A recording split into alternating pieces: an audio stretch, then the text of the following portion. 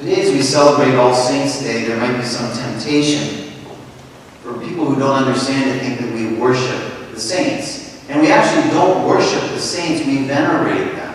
As many of us venerate our loved ones who are now dead, we believe are in heaven. And think about this just for a minute, where you might ask a friend or a neighbor to pray for you or to help you. We believe that the saints that are in heaven cannot think about themselves anymore. They are totally selfless. So they have no other focus but God and other people. And so if we're going to ask someone to help us or to intercede for us, who better than to ask for the saint? I mean, they will not fail us the way some people in this world might fail just because of human frailty. And so we do venerate the saints because they so clearly showed Christ in their own lifetime. Even if you look at ancient icons, which are ancient paintings of saints, there is no outward source of light on them. You will not see a shadow under the nose or the eyes as we would normally do. The light comes from within. And the whole point is that as saints, the light of Christ shone so clearly from them. That's why we venerate them. I think sometimes, too, we forget that saints are people.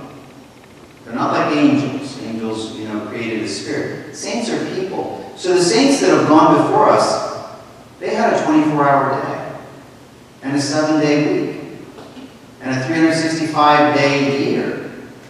And all this time they had lived through it. Sometimes when we think about the saints, we think, well, yeah, in that last week of their life they were saintly, and that did it for them.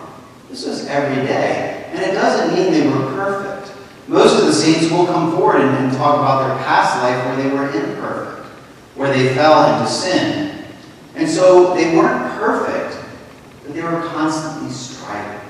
St. John Vianney, who is the patron of diocesan priests, and one of my favorite saints, if you read the book about him, it says that he ran away from his parish 3 times.